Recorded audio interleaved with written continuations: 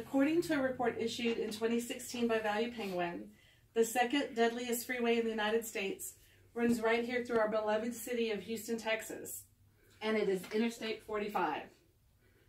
The facts that they used to base this on are fatal accidents per 100 miles, and they considered things like weather, poorly lit conditions, and unfortunately the thing we ranked highest on was total fatal accidents with a drunk driver.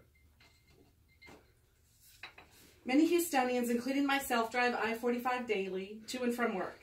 At any given time, there are thousands of people on the road facing these dangers. If you're not going to work, you may be going to visit a friend or a doctor or a family member or just run errands, and you face these dangers yourself. Many of the drivers that are on the roads are under the age of 19 and are considered inexperienced. Most vehicle crashes occur the first few months after a driver has received their license, many resulting in a fatality. I too was a statistic and had a very serious car accident shortly after I received my driver's license at the age of 16. I understand the dangers that new drivers face and hope to share my experience to prevent others from the same. I also personally taught an accredited Texas driving safety course to one of my children with successful results. Investing time and resources into educating our children on the safety and dangers of driving is critical. Today I would like to talk to you about the dangers young drivers face, some of the causes of car crashes among new drivers, and offer preventative measures to parents or caregivers to help protect our future leaders and loved ones. First, let's talk about the dangers of distracted and impaired driving. Living and driving in the city the size of Houston poses many challenges. We have lots of construction, detours, congestion, complicated roadways, but on top of this, we have lots of people that are distracted drivers. On September the 1st, 2017, a statewide law made it illegal to text and drive. On any given day, a driver in Houston will see many people not obeying this law. Additionally, despite the severe punishment for being under the influence, Houston, Texas was at the top of the list for most fatality accidents involving drunk drivers in the year 2016. The dangers are right outside our doors and are being faced by experienced drivers and new drivers alike.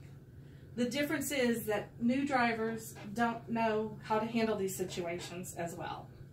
The CDC reported that in 2016, 6 teenagers, ages between 6 to 19, die every day from motor vehicle injuries.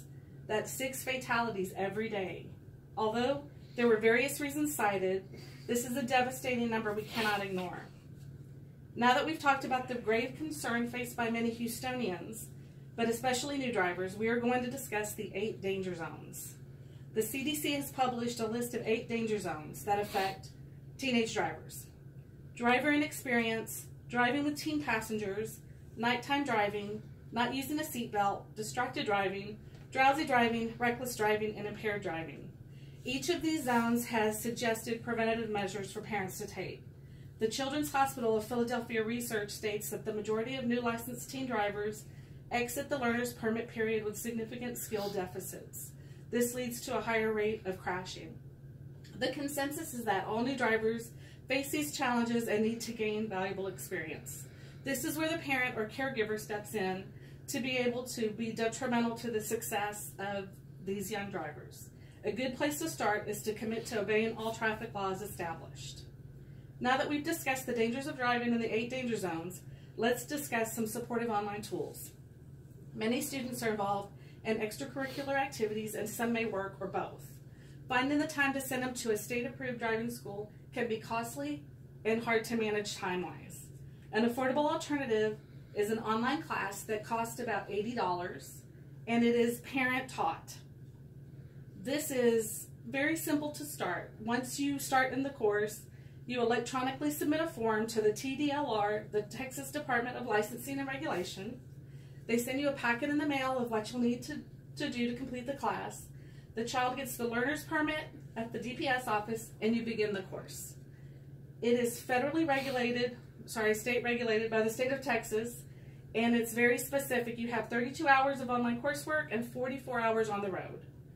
Most accredited parent-taught classes follow these strict guidelines, but there are conditions. For instance, you can't do more than 2 hours a day of the coursework and 1 hour a day of driving.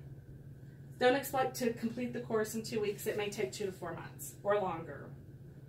Strict adherence is necessary for your child's success and safety. Being involved is very critical to that achievement. If you opt out and decide for a driving school, please be involved with your children and observe them personally so you can see if they need more help. In conclusion, our society must invest in our future and our children. We can't achieve that unless at least we try to keep them safe and educated. Providing quality driving safety courses to new drivers helps protect them and other drivers on the road. It's not enough to just learn in the classroom. They need driving experience as well. Today we have learned about the dangers of distracted and impaired driving, covering the danger zones for new drivers, and discuss the tools available to help our new drivers be safe and successful with parental involvement. I urge each of you to reach out to any new drivers and their parents or caregivers to remind them of the dangers they face and offer encouragement. Setting a good example and obeying the laws is a great place to start.